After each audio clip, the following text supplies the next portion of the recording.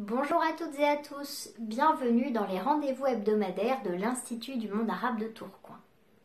Vous l'aurez compris, chaque mercredi, on vous donne rendez-vous autour d'une activité créative en lien avec les contenus de l'Institut. La semaine dernière, on vous a présenté un peu notre lieu et nous nous sommes inspirés de la belle lampe ornementale située dans le hall de l'Institut du monde arabe de Tourcoing. Cette semaine, on aurait très envie de vous faire découvrir un peu plus l'exposition Maroc, une identité moderne. Cette exposition raconte la rencontre entre les artistes de l'école de Casablanca et l'artisanat populaire marocain. En effet, si on est très attentif, on peut voir que les triangles, les rectangles, les spirales, toutes ces formes sont présentes à la fois dans les tapis, dans les bijoux, dans les céramiques et dans les œuvres picturales des artistes tels que Farid Belkaya, Mohamed Melehi, Mohamed Cheba, Mohamed Atala et bien d'autres. En fait, ces artistes, ils étaient très liés à l'art abstrait et notamment à l'abstraction géométrique. L'abstraction, ça veut dire qu'on arrête de peindre pour représenter des images qui ressemblent à la réalité, mais qu'on peint des formes qui ne représentent rien de particulier. D'accord ? Donc les artistes de l'école de Casablanca, après avoir voyagé notamment aux États-Unis pour certains et en Europe pour tous, eh bien vont revenir au Maroc et redécouvrir le patrimoine marocain qui recense pléthore de motifs géométriques depuis toujours. Et là, ils vont s'apercevoir à quel point l'artisanat marocain porte une grande créativité, porte une grande plasticité, une force plastique, une puissance esthétique, et tout leur enjeu, ça va être de créer des objets d'art qui soient résolument modernes, inscrits dans la marche artistique du monde des années 60-70, tout en réaffirmant une identité marocaine à l'appui de ce vocabulaire commun, de ce vocabulaire plastique que l'on retrouve dans les plats, dans les tapis, dans les bijoux amazigh notamment. Alors on va vous lister tout de suite le matériel nécessaire. Ici, vous allez avoir besoin d'un support en papier. Je vous donne à nouveau la petite technique d'utiliser des sacs en papier qui nous sont donnés parfois dans le commerce, de découper en forme de rectangle ou de carré et puis d'utiliser l'intérieur. En plus, c'est écologique, donc comme ça tout le monde y gagne.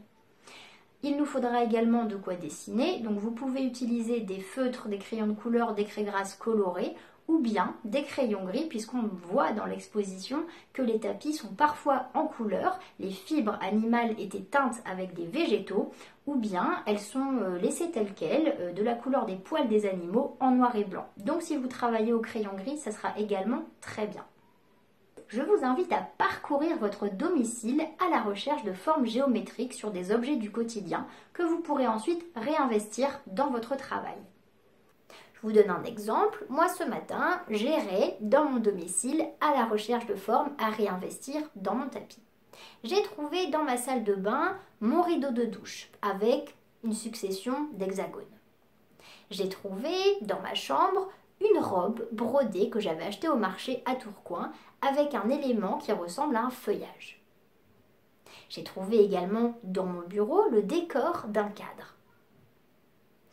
En bas, sur le canapé, j'ai un plaid avec des motifs en forme de losange. Il s'avère que les losanges sont omniprésents dans la production artisanale marocaine. Donc ça tombait bien, j'ai recopié ces losanges.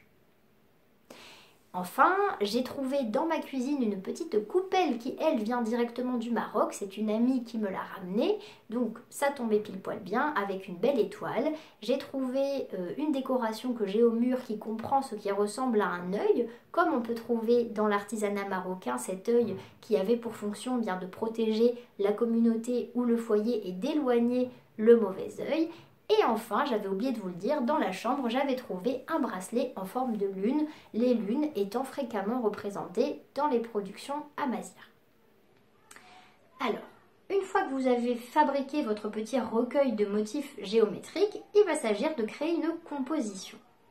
J'insiste d'ores et déjà sur le fait que vous n'êtes pas obligé de créer quelque chose de parfaitement symétrique. Au contraire, quand on observe très bien les tapis ou les bijoux ou les œuvres picturales qui sont présentes dans l'exposition, on observe que la symétrie n'est pas au rendez-vous. Par ailleurs, les formes géométriques ne sont pas très rigides, très dures comme ça, mais au contraire, elles invitent plutôt à la souplesse. Donc c'est ce que je vous invite à faire dans vos réalisations. Je vais vous montrer quelques exemples de ce que vous pouvez faire. Alors, vous pouvez créer par exemple ce genre de choses. Là, j'ai convoqué la spirale qui est présente dans l'œuvre notamment de Mohamed Attallah, des petites lunes qui viennent en fait d'un bracelet que j'avais dans ma boîte à bijoux. On a encore les losanges qui étaient pour ma part sur un plaid dans mon salon mais qu'on retrouve de façon omniprésente dans l'exposition, etc., etc. Je vous montre un autre exemple.